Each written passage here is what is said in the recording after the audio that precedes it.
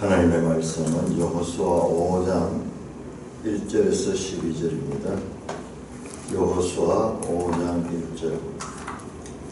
요단 서쪽의 아모리 사람의 모든 왕들과 해변의 가나안 사람들의 모든 왕들이 여호와께서 요단물을 이스라엘 자손들 앞에서 말리시고 우리를 건너게 하셨음을 듣고 마음이 녹았고 이스라엘 자손들 때문에 정신을 잃었더라. 그때 여호와께서 여호수아에게 이르시되 너는 부싯돌로 칼을 만들어 이스라엘 자손들에게 다시 할례를 행하라 하시매 여호수아가 부싯돌로 칼을 만들어 할례산에서 이스라엘 자손들에게 할례를 행하니라. 여호수아가 할례를 시행한 까닭은 이것이니 애굽에서 나온 모든 백성 중 남자 곧 모든 군사는 애굽에서 나온 후 광야 길에서 죽었는데 그 나온 백성은 다 할례를 받았으나 다만 애굽에서 나온 후 광야 길에서 난 자는 할례를 받지 못하였습니다.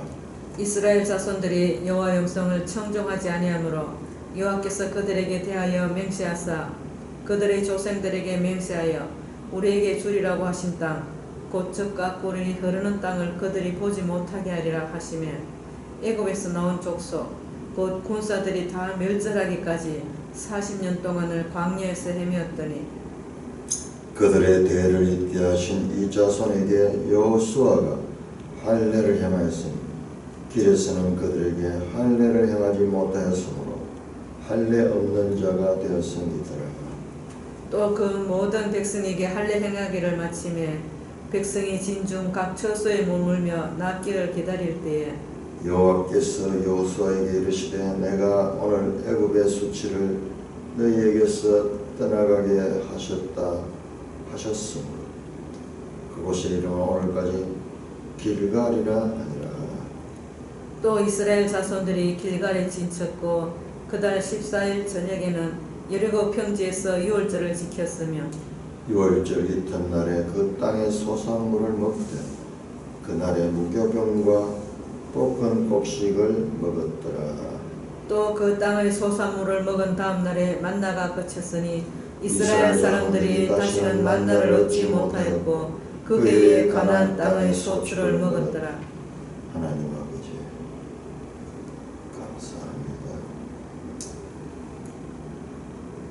이 아침도 생명의 말씀으로 우리에게 양식 삼게 하시니 하늘 양식으로 배불리 먹고 하나님 나라에 대한 소망으로 충만한 삶을 살게 하여 주옵소서. 예수님 이름으로 감사하며 기도드리옵나이다. 아멘. 자, 여호수아 5장은 2절에서 9절까지는 할례를 행하는 내용이 나옵니다. 그리고 10절에서 12절은 유월절을 지키는 내용을 기록하고 있습니다. 할례를 행하고 그리고 유월절을 지키는 새로운 출발을 나타내는 그와 같은 의식을 행하고 있습니다. 그래서 어떤 분들은 이 가나안 땅 전체를 성전으로 생각해요. 성전. 그럼 뭐냐? 그 성전에 들어가기 위해서는 할례를 행하고 그리고 그 유월절 절기를 지키고 그래서 그 성전에 들어갈 수 있다 하는 그런 관점에서 말씀하시는 분들이 있습니다. 지금 이 전쟁은 거룩한 전쟁입니다. 1절입니다. 5장 1절. 요단 서쪽의 아모리 사람의 모든 왕들과 해변에 가나안 사람의 모든 왕들이 여호와께서 요단물을 이스라엘 자손들 앞에 말리시고 우리를 건너게 하셨음을 듣고 마음이 녹았고. 자, 말리셨다. 우리 어제 살펴본데 하나님께서 그 땅을 물을 말려버렸습니다. 물을 말려버렸습니다. 그 소문은 요단 서쪽에 아모리 사람들의 모든 왕들에게 들렸다. 우리 지도책 143쪽 143쪽을 한번 볼까요? 143쪽을 보시면 거기에 이스라엘 민족이 정착한 땅과 정복해야 될 땅이라고 나오는데요.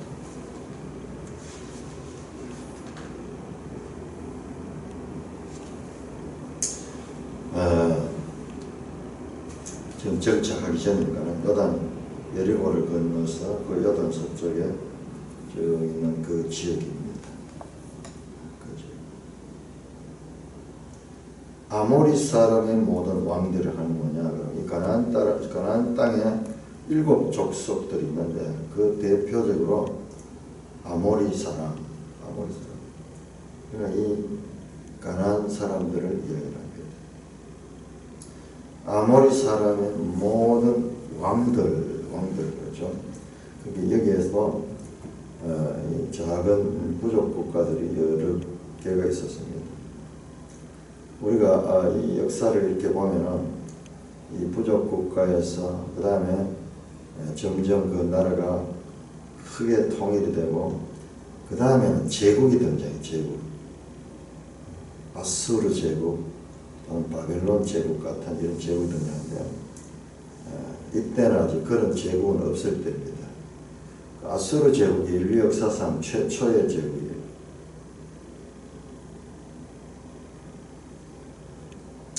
자, 그래서 그 아모리 사람의 모든 왕들 거기에 많은 족속들이 거기에 거주하고 있습니다.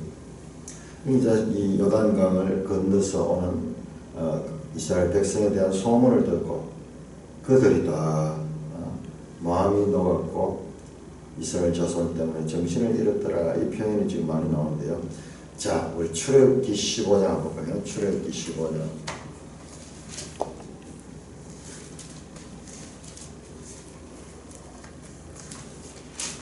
출애굽기 14장에서 홍해를 건너고 15장은 홍해를 건너 후에 모세가 찬송하는 내용이죠. 자, 출애굽기 15장 13절에서 17절까지 한번 교독하겠습니다. 출애굽기 15장 13절. 주의 인자하심으로 주께서 구속하신 백성을 인도하시되 주의 힘으로 그들을 주의 거룩한 처소에 들어가게 하시나이다. 여러 나라가 듣고 떨며 블레셋 주민이 두려움에 잡히며 에돔 두령들이 놀라고 모압 영웅이 떨림에 잡히며 가나안 주민이 다 낙담하나이다. 놀람과 두려움이 그들에게 임하며 주의 팔이 크므로 그들이 돌같이 침묵하여 싸우니 여호와여 주의 백성이 통과하기까지 곧 주께서 사신 백성이 통과하기까지였나이다. 같이 주께서 백성을 인도하사 그들을 주의 기업의 산에 심으시리이다. 여호와여 이는 주의 처소를 삼으시려고 예비하신 것이라. 주여 이것이 주의 손으로 세우신 성소로소이다. 하며 홍해를 건너면서 이 블레셋은 가나안 서쪽에 있죠. 그 다음에 에돔 동쪽에 있고 모압 가나안 주민들 그들이 놀람과 두려움에 그래서 마침내 이스라엘 백성을 그 땅을 정복하시게 할 것을 모세의 노래에서 나옵니다. 자, 거기 보면 17절을 보면은 주께서 백성을 인도하사 그들을 주의 기업의 산에 심으시리다. 여호와여 이는 주의 처소를 삼으려고 예고하신 것이라. 주의 손으로 세우신 성소로소이다. 자, 이 가나안 땅 정복을 이야기하면서 이걸 갖다가 주의 성소다. 제가 그때 말씀했던 그 내용이 여기서 나오네요. 가나안 땅은 그냥 단순한 땅을 정복하는 것이 아니라 성전, 하나님이 거하시는 그 나라를 이 정복하는 전쟁입니다. 그래서 그 나라를 세우는 전쟁입니다. 그 나라를 전쟁하는 데 있어 가지고는 그냥 칼과 힘으로 하는 것이 아니라 그 성소에 들어가는 법을 따라서 성소에 들어가기 위해서는 할례 받지 못한 자는 성소에 들어갈 수 없습니다. 그리고 성소에 들어간 자는 유월절 절기를 통하여 새로운 출발을 하는 자입니다. 그러니까 여호수아서의 이 가나안 땅은 지금 앞으로 전개될 하나님의 구속사에 있어가지고 아주 이 가장 원형적인 그런 하나의 모델을 우리에게 제시하고 있는 것입니다. 큰 정복 전쟁을 앞두고 있는 이스라엘 백성들. 자, 그때의 2절입니다.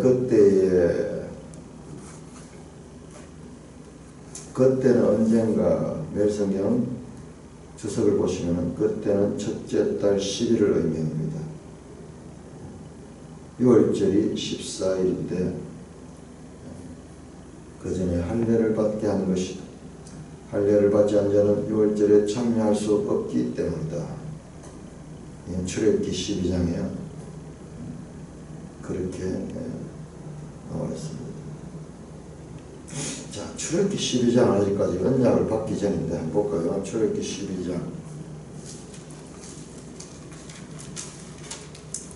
43절부터 6월절 규례가 나오네요. 이건 이 홍해 건너기 전에, 그러니까 홍해 건너기 전에 6월절 규례가 먼저 있었네요.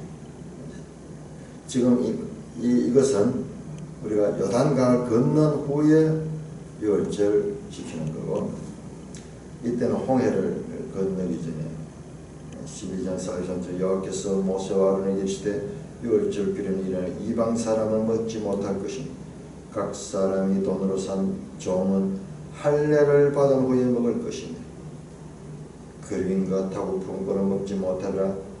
한 집에서도 먹고 그 고기를 조금도 집 밖으로 내지 말고 뼈도 꺾지 말며 이스라엘 회중이 다 이것을 지킬 것이라.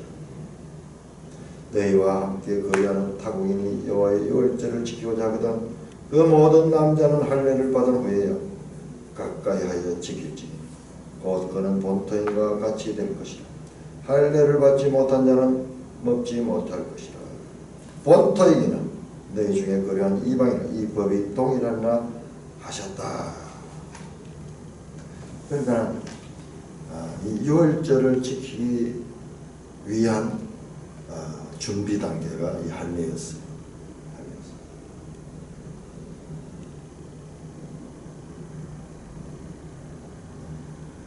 6월절을 지키기 위해서 먼저 할례를 받아야 했다. 그러니까 이게 이 가나안 정복 전쟁은 거룩한 전쟁, 거룩한.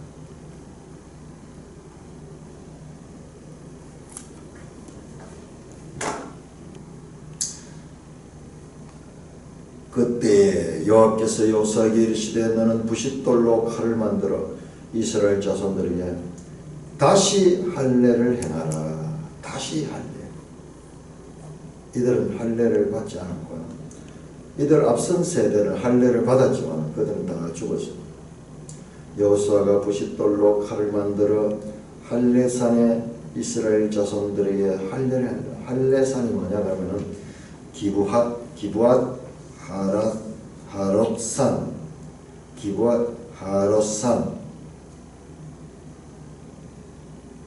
여기 할례 받아서 나온 그 표피를 매장한 산을 후에 할례산이다. 그렇게 여호수아가 할례를 시행한 까닭은 이것이니, 자, 할례를 시행한 이유가 나옵니다.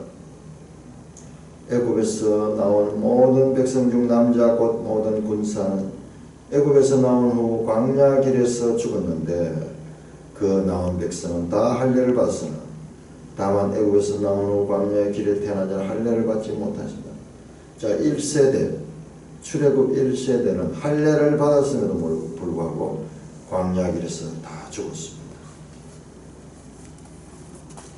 할례는 마술적인 그와 같은 것이 아닙니다. 할례를 받았으니까는 구원을 받는다. 아니, 할례를 받았어도 불순종하면, 할례를 받고 언약 백성이 되었지만 불순종하면 그들은 마찬가지로 광야 땅에서 죽음을 당합니다. 할례를 받았으면 할례 받은 자의 삶을 살아야 돼. 그 삶이 하나님의 법을 따라 사는 것입니다.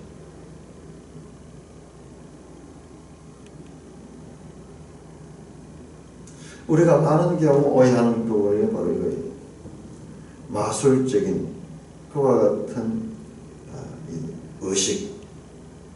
내가 세례를 받았으므로 나는 이제 구원을 받았다. 그 사상을 구약 성경부터 용납하지 않습니다.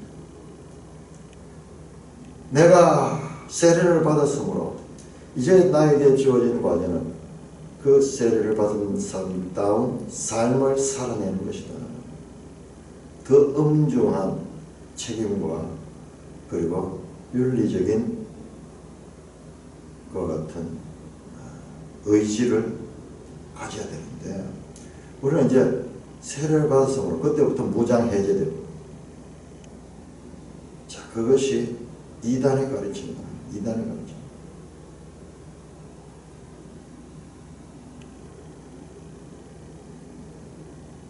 이스라엘 백성들 길에서 난 자들, 그 후 광야 길에서 난 자들은 할례를 받지 못하여 지금 이 세대, 출애굽 2세대들입니다. 이스라엘 자손들이 6절입니다.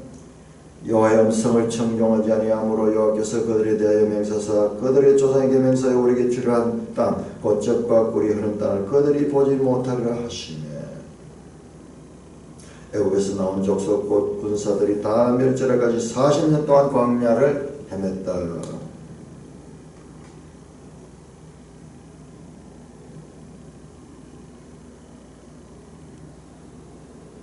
그들은 약속의 땅에 들어갈 수 없습니다. 순종하지 않았습니다. 하나님의 말씀을 순종하지 않았습니다.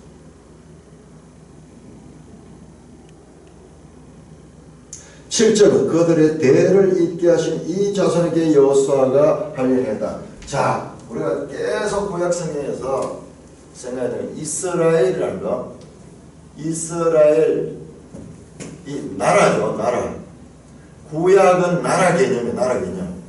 1세대들은 들어가지 못했지만 2세대들이 들어가게 됩니다. 그러면 어떻게 이스라엘이 들어갔느냐 들어가지 않느냐? 이스라엘은 들어갔습니다. 왜냐 그러면 이스라엘은 이 전체를 다 포함하는 거다. 이스라엘 가운데 부분은 들어가지 못했지만 1세대들은 들어가지 못했지만 그러나 이스라엘은 들어갔어요. 이스라엘이라는 이름 속에는 이 모든 것들이 다 포함되어 있는 거예요. 이게 구약입니다. 구약.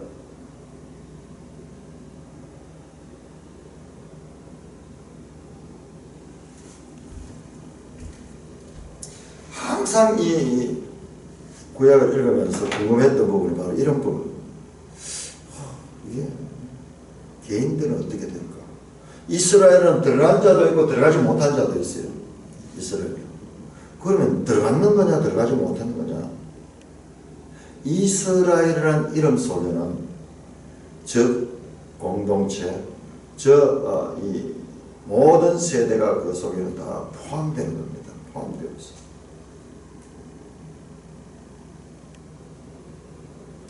그들의 대를 잇게 하신 이 자손에게 여호수아가 할례를 했다. 우리 개인으로 치면은 이게요, 우리 개인의 삶에 있어 가지고 우리가 실패할 때도 있고 또 성공할 때도 있는데 그 삶이 우리 속에서 공존하고 있다는 것과도 연관이 됩니다.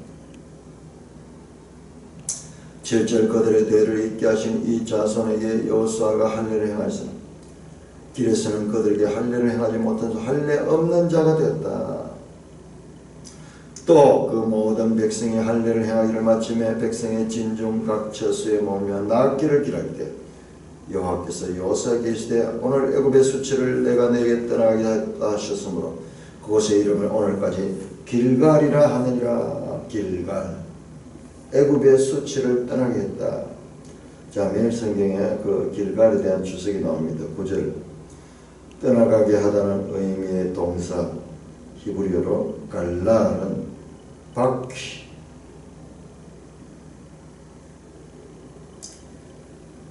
또는 원형 돌무더기를 의미하는 길갈이라는 명사와 대꾸를 입니다. 떠나가게 하다, 떠나가게 했다 하는 것은 갈랄인데 여기서 또 이 땅 이름을 길갈이라 했다. 이것은 서로 길갈과 떠나게 했다. 갈랄과 길갈, 이게 언어가 말이 좀 비슷합니다. 이 언어 유희를 통해 이스라엘의 수치를 제거하시는 하나님의 겁니다. 자, 우리 보통 평신도는 이거 내용, 성경에서 이런 내용을 전혀 몰라요. 언어 유희,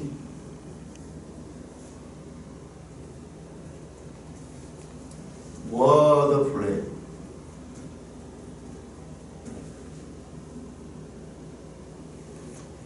워드 플레이, 이게 구약성이 많이 나와요. 근데 우리가 이게 번역이 되어버리니까는 이 워드 플레이가 제대로 발견되지 않는데 아주 이 소리가 비슷한 소리를 내면서 그렇게 그 뜻을 강조하는 그런 내용들이 구약성경에 많이 나옵니다. 워드프레이가 많이 나옵니다. 길갈과 갈랄, 그러면서 뭐 이렇게 하면은 그 말들이 보면은 비슷비슷하면서 이 뜻을 드러내는 그런 워드프레이, 언어 유희, 언어 유희가 성경 속에 많이 있습니다. 아니, 이 거룩한 성경에 그런 경박스러운 그런 것들이 어디에 있다니 그게 말이 되는가? 있습니다. 언어 유희들이 많이.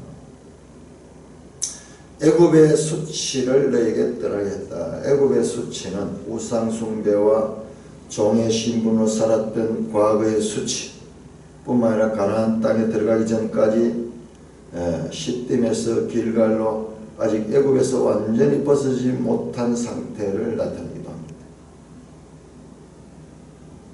애굽에 종되었던 수치가 아직까지 완전히 벗어나지 못하고 있습니다. 광야 시절을 지나서 그 습관이랄까, 그 애굽에 물들어있던 그것들이 완전히 벗어지지 못했다. 우리 성도가 세례를 받고 예수 그리스도를 믿고 세례를 받고 성도의 삶을 살지만 아직까지 세상적인 그와 같은 영향력에 많이 노출되어 있습니다. 아직까지. 그와 같은 세상의 수치, 애굽의 수치를 내게서 떠나가게 하셨다. 이제 가나안 땅 백성이 돼요. 가나안 땅의 그 나라의 백성으로 자랍니다. 10절입니다. 또 이스라엘 자손들이 길갈에서 진쳤고 그 달 14일 저녁에 여리고 평지에서 유월절을 지켰다. 유월절 이튿날 그 땅에 소산을 먹을 때 그 땅의 무기원과 볶은 곡식을 먹었다. 이것도 그냥 한 줄로 되어 있지만 얼마나 놀라운 경험이겠어요. 지금까지 만나만 먹고 살아서 만나만. 그런데 이제 어떤 이 신세대들은 이제 처음 이 땅의 음식을 먹겠네요. 이 사람들 광야에서 태어난 사람들은 그냥 농산물 그냥 이 땅에서 나는 음식을 먹어본 적이 없을 거예요. 엄청난 내용이. 그럼 우리 성경을 읽을 적에 그런 상상력을 발휘해서 읽어야 됩니다. 그냥 성경은 쉽게 이렇게 썼지만 그 속에 엄청난 내용이 함축되어 있는데 읽을 적에는 우리가 깊이 읽어요. 유월절 이튿날에 그 땅에 소사를 때 그날에 무교범과 볶은 곡식을 먹었더라.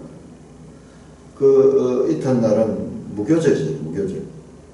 또 그 땅에 소산을 먹은 다음날 만나가 그쳤다. 하하. 이스라엘 사람들이 다시는 만나를 얻지 못해 그의 가나안 땅의 소출을 먹었다. 광야의 양식이었던 만나는 이제 광야 생활이 끝나니까 끝이 나고 이제 그 땅의 소출을 먹는 그와 같은 일들이 있습니다. 지금까지는 특별한 은총을 통해서 기적적인 음식이 주어졌지만 이제부터는 일반 은총으로 식품을 조달하게 합니다. 하늘 양식에서 가나안 땅의 소산물을 양식으로 섬기게 하십니다. 5장에 나오는 할례와 유월절 준수는 이스라엘 역사의 새로운 시대가 열리고 있음을 암시하고 있습니다. 할례를 받으면 하나님의 소유임을 나타내는 것입니다. 에스겔서 32장, 여러분 에스겔 32장 어마어마한 책입니다. 어마어마한 내용입니다. 제가 계속 묵상이 되는데요. 그게 6번 세상에서 사람들을 두렵게 하였으나 너도 이제는 이 땅으로 내려가는구나. 그게 6번 반복되는데요. 그게 보니까는 창세기 1장에 아침에 되고 저녁이 되니 이런 첫째 날이라 그러면서 하나님 보시기에 좋았더라. 하나님 보시기에 좋았더라. 여기 6번 나와요. 6번. 하나님의 창조의 상태, 보시기 좋았던 그 창조의 상태, 모든 것이 질서를 가지고 모든 것이 조화롭게 만들었던 그 질서의 상태가 죄로 말미암아 세상에서 폭력적인 힘을 가지고 세상을 지배하다가 그들이 다시 멸망하는 그것이 이게 하나의 인클루지를 수미상관을 이루고 있어요. 그 부분 어마어마한 부분이 32장. 죄로 말미암아 타락한 백성이 어떻게 되는가 모든 이 땅에 영웅제도를 만들려고 그들이 이 땅을 지배하면서 폭력적인 그런 힘을 가지고 지배하는 이 땅의 질서가 사망으로 끝나고 있을 때 할례를 받지 못한 자같이 되었더라 하는 말이 거기에서 같이 반복되어 나왔습니다.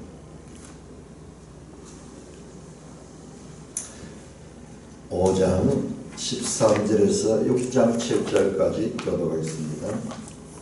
5장 13절 여호수아가 여리고에 가까이 이르렀을 때에 눈을 들어본즉 한 사람이 칼을 빼어 손에 들고 마주서 있는지라.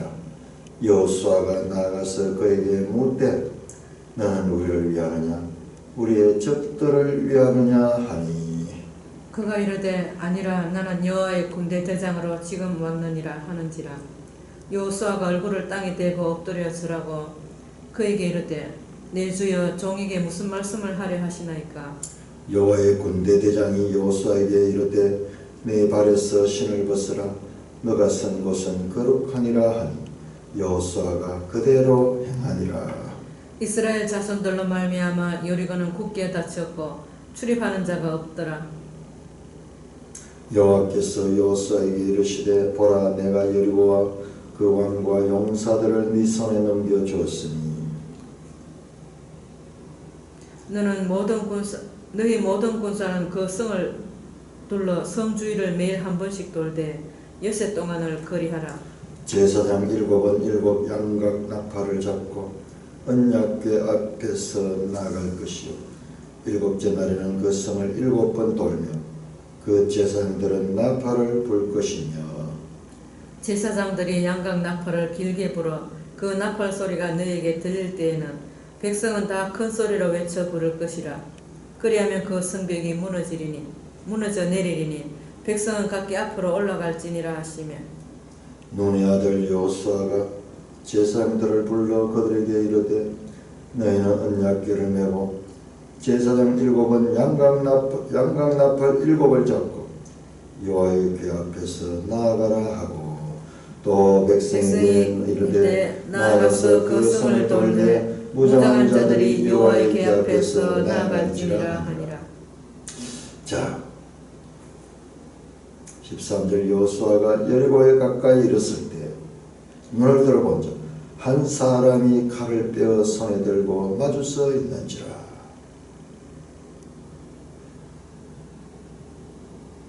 여호수아가 나아가서 그에게 묻되 자, 한 사람이 칼을 빼어 손에 들고 서 있다. 이거 혹시 생각나는 거 없어요? 이런 사람 칼을 빼들고 쫙 서 있는 한 사람.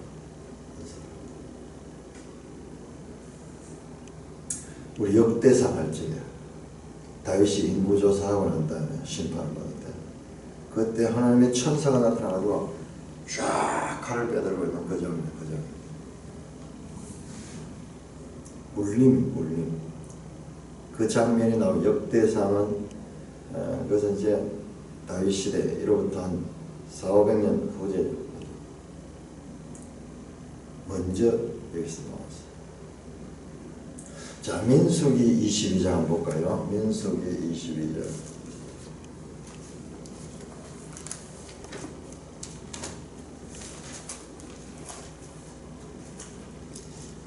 민수기 22장 23절. 그때 발람 사건 때 여호와의 사자가 23절에 보니까 나귀가 여호와의 사자가 칼을 빼어 손에 들고 길에 선 것을 보고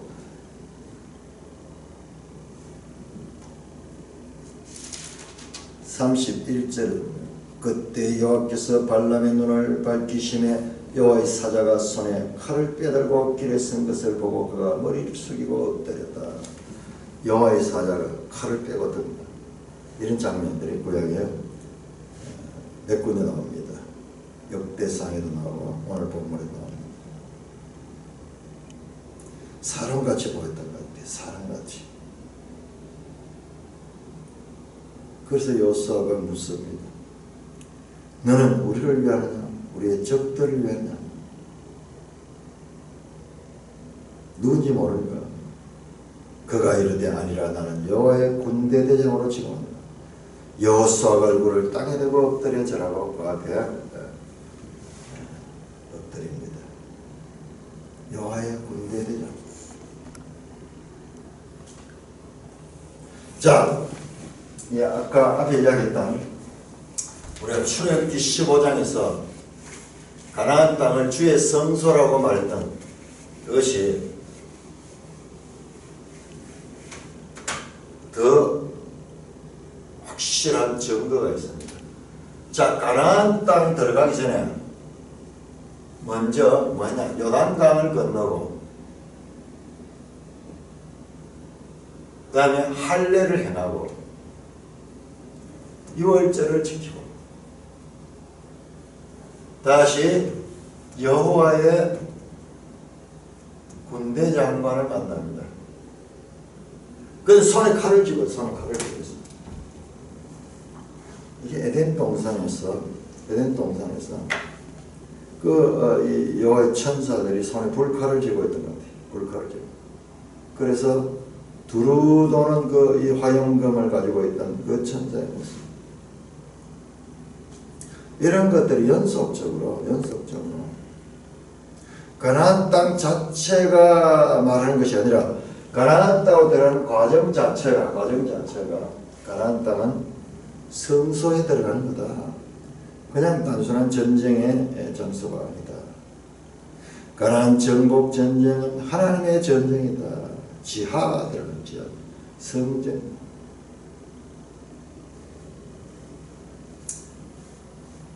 자, 그런 것들을 우리가 더 확인할 수 있는 것이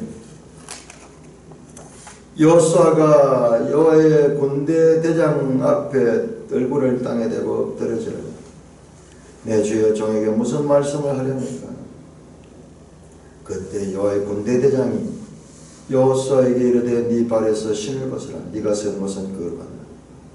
이게 바로 모세가 시내산에서 그 떨기나무에서 만났던 그 하나님입니다. 그 하나님. 그 하나님, 네 발에서 신을 벗으라. 출애굽기 3장. 여호수아와 이 모세와의 연속성 계속 확인됩니다. 그러나 결정적으로 차이점은 모세는 가나안 땅에 들어갈 수 없고 여호수아는 그 사역 자체가 가나안 땅을 들어가는 거예요. 제2의 모세로서의 여호수아.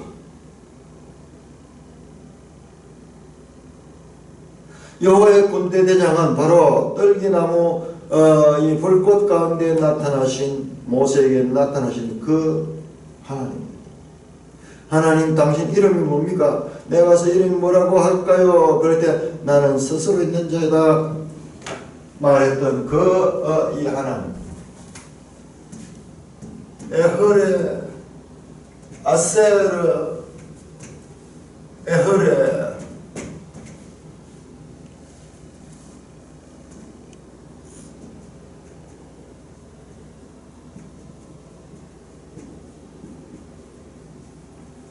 우리말로 스스로 있는 자다. 나는 스스로 있는 자다. 지금 여기서는 말씀하고 있지만은 모든 지금 행위들이 지금 그 모세 시대를 그 출애굽기를 읽은 사람은 이 내용을 보면 그것을 연상할 수 있도록 되어 있어요. 모세가 이스라엘 백성들을 이 애굽에서 출애굽하기 전에 먼저 만났던 그 하나님, 그와 함께 하신다는 그 하나님. 네가 선 곳은 거룩하니 네 발에 신을 벗으라 하신 그분, 이름이 뭐라고 할까요? 뭐라고 하고요? 나는 스스로 있는 자로 하신 그 하나님, 지금 여호수아에게 나타났습니다. 우리는 이 여호수아서 여러 곳에서 모세와 여호수아의 병행된 그와 같은 것들을 발견했습니다.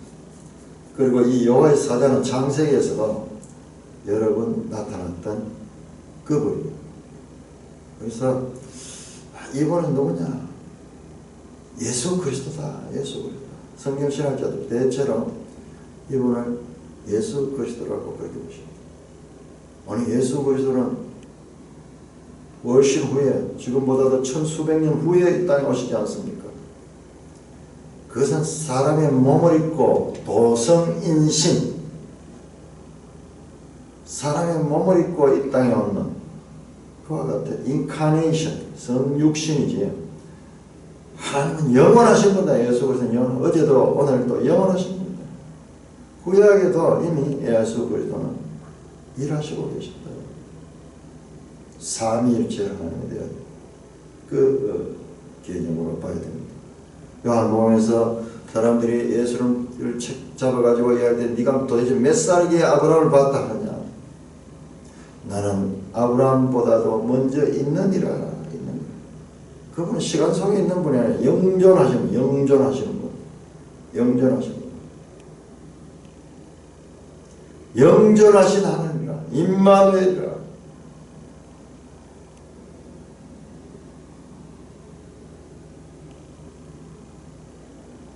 자, 이렇게 가나안 전쟁이 있기 전에 이렇게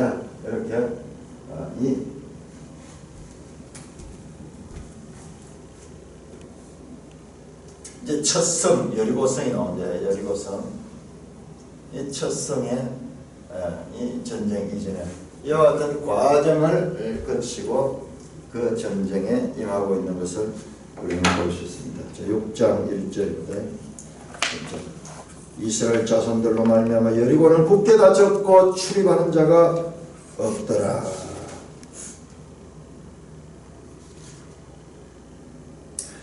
여호와께서 여호수아에게 이르시되, 자 여기서는 또 여호와가 나와요. 앞에는 여호와의 군대 대장이 나오고, 그리고 앞에서도 계속 여호와께서 이 여호수아에게 말씀하시고 그랬잖아요. 자 이런 부분에서 우리가 상당히 좀 혼란스러운데, 이게 삼위일체 하나님 개념을 보면 돼요. 그럼 다 해결이 됩니다. 삼위일체 하나님. 이 삼위일체는 우리 머리로서 이해되지 않아요. 시간 속에 있는 자가 영존하시는 분, 영원 속에 있는 분을 이해할 수 없습니다. 그건 우리 인정을 해야 돼요. 그것을 인정해야 돼요.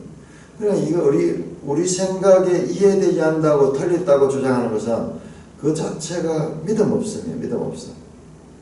우리는 죄인이며 또한 우리는 시간 속에 있는 연약한 존재입니다. 하나님을 인정하는 것은 우리를 초월하신, 우리의 이해력으로 이해되지 않는 분임을 인정하는 데서 하나님에 대한 믿음을 가질 수 있는 것이지, 아니 사람이나 하나님이나 똑같을 것 같으면 그 믿을 이유가 뭐가 있어요? 6장 1절입니다. 이스라엘 자손 여리고는 굳게 다지고 출입하는 자가 없더라. 여호와께서 여호수아에게 이르시되, 보라 내가 여리고와 그 왕과 용사들을 네 손에 넘겨주었으니 너희 모든 군사는 그 성을 둘러 성주위를 매일 한 번씩 돌아라.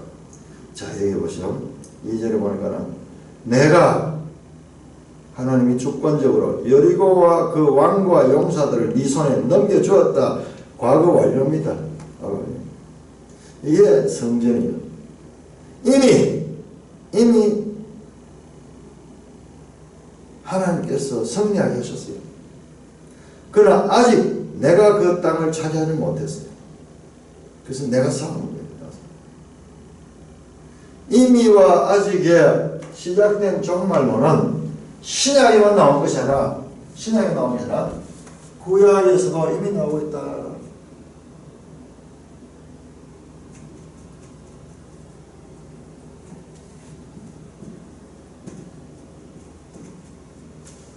이거 이해 없이는 성경 이해할 수 없습니다. 아직 전쟁해가지고 어찌도 안 했는데 내가 하나님 줬다는 거예요. 하나님 줬다는 거예요. 우리 성도의 삶과 또 성경에 나와 있는 모든 역사는 그렇습니다.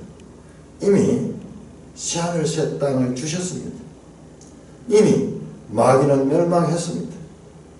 그러나 우리는 아직 그것을 맛보지는 못하고 있어요. 그 믿음으로 나가는, 믿음으로 나가면 하나님께서 그 믿음을 대한 본능을 통하여서 그 뜻을 이루어 주시는 것입니다. 여리고는 정말 오래된 도시예요. 오래된 도시. 역사적으로도 아주 오래된 도시. 이 여리고성 이 유적지를 발견하는 걸 보면은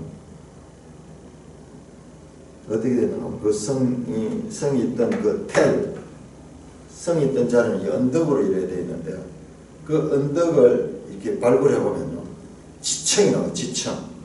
그러니까 어떤 세대에 살았던 지층이 있고, 그 다음에 그 밑에 보면 더 이전 세대가 살았던 지층이 있고, 거기서 발견되는 걸 보면은 연대 구분을 할 수 있을 정도로 그런 지층이 아주 오래된 도시입니다. 자, 전쟁할 때는 3절 너희 모든 군사는 그 성을 둘러 그 성주위를 매일 한 번씩 돌되 엿새 동안 그리하라. 제사장 7은 7 양각 나팔을 잡고 언약궤 앞에 나갈 것이며, 자 7 제사장, 그리고 7 양각 나팔, 그리고 그 다음에 7째 날에는 그 성을 7번 돌며 제사장을 나팔을 불러. 제사장들이 양각 나팔을 길게 불어 그 나팔 소리가 너에게 들릴 때는 백성은 다 큰 소리를 외쳐 부를 것이다. 그리하면 그 성벽이 무너져 내리니 백성은 각기 앞으로 올라갈지니라. 지금 하나님께서 여호수아에게 말씀하시는 내용입니다. 이게 뒤에 가면은 다시 여호수아가 그 백성들에게 말씀하는 내용이 나올 것이고, 그 다음에 백성들이 이 말씀대로 실행하는 그 내용들이 나올 것입니다. 이렇게 3번 반복하면서 이 사건이 기록됩니다. 그 백성은 각기 앞으로 올라갈지어다. 자, 이 전쟁은 총과 칼로 싸우는 전쟁이 아닙니다. 성의 주위를 매일 한 번씩 돌되 여섯 동안 거르고 제사장이 일곱은 일곱 양각나팔을 잡고 언약궤 앞에서 나가고 일곱째 날에 그 성을 일곱째 돌고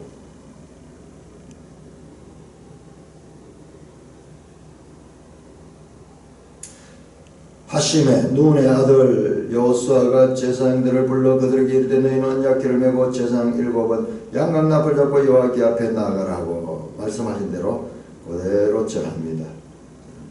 또 백성에게 이르되 나아가서 그 성을 돌되 무장한 자들이 여호와께 앞에서 나아갈지니라 하니라. 자, 여기서 나오는 여호수아서에 나오는 아주 중요한, 저는 이 말씀을 하면서 이 내용 자체도 중요하지만 성경에 대해서, 성경이 어떻게 대책인가, 되게 비능률적으로 보이는 이와 같은 반복했던 이야기를 똑같이 하고 있잖아요. 삼중으로 여호수아서에 계속 반중되는 게 삼중 명령, 이 명령이라고 할까요? 행동까지 포함되죠. 첫째, 하나님께서 여호수아에게, 그 다음에 여호수아가 백성에게, 그리고 백성이 행동입니다. 행동. 그러면서 같은 내용이 세 번 반복되어서 표현됩니다. 그냥 읽을 적에 이게 지금 어느 단계인가? 지금 행동하는 단계인가? 여호수아가 백성에게 말씀하는 단계인가? 하나님이 여호수아에게 말씀하시는 단계인가? 여기 지금까지 계속 세 번 반복돼요. 세 번 반복. 이렇게 비능률적으로 이렇게 기록됐다. 하나님 하신 대로 했더라. 이렇게 하면 될 텐데, 이렇게 헷갈리도록 세 번이나 같은 이야기를 반복하고 있다. 이거는 오늘날 우리 입장에서 봤을 될 것이나 성경 속에서 이건 강조다 하는 것은 대표적인 것이 바로 출애굽기 25장에서 31장까지 성막을 지을 적에 이렇게 하라 그러면서 말씀하고, 그 다음에 35장에서 마지막 40장까지 그렇게 했더라 그러면서 똑같은 이야기 반복해요. 끝에 가서 그건 달라져요. 여기서는 그렇게 하라, 여기는 그렇게 명령대로 하였더라. 똑같은 내용이 반복돼요. 그러니까 너무 지리하고 너무 재미없는 것 같은데, 그 속에 이와 같은 강조가 그렇게 있다는 것을 알게 되면은 앞으로 그런 부분을 대할 적에 우리가 새로운 자세로 대할 수 있습니다. 자, 일곱 양각나팔, 일곱째 날, 7번 돌고, 자, 이런 제사장 7명, 이 7이라는 그런 숫자는 하나님의 완전을 나타내는 수입니다. 아주 중요하게 이제 나타나는 수들, 7교회, 7심판, 뭐 그런 이야기들이 쭉 나오죠. 자, 여기에서 양각나팔인데, 양각이라는 것이 뭐냐 그러면, 양각이라는 게 이게 양의 뿌리죠. 자, 이것을 갖다가 요벨이라고 해요.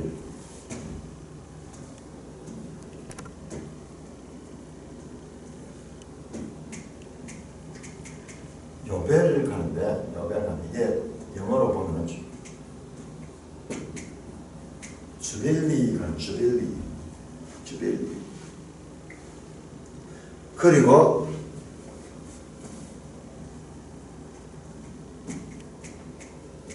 램스홈 이게 나팔이거든요. 양의 나팔, 양의 뿔로 만든 나팔이거든요. 여기 두 가지, 주빌리는 희년이죠, 희년. 왜 이 요벨이라는 단어 속에 이 두 가지 뜻이 같이 있느냐 그러면, 이 희년이 되면 양각나팔을 봅니다. 양각나팔을.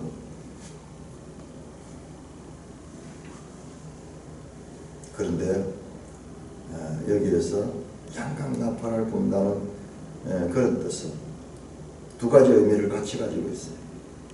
희년을 선포하는 그 죄와 사망에 사로잡힌 그 가나안 땅의 해방을 선포하는 그런 의미도 그 속에 함축되어 있다는 것입니다. 7번 나팔을 부는 것은 7 양강나팔은 7 나팔 소리는 마태복음 24장에 예수님의 말씀에도 나오고요. 고린전서 15장 바울의 말씀에도 나옵니다. 7 나팔, 그 중에서도 마지막 나팔 소리, 하나님의 재림의 때, 예수 그리스도의 재림의 때를 나타내는 그와 같은 나팔 소리와도 연결되게 될 것입니다.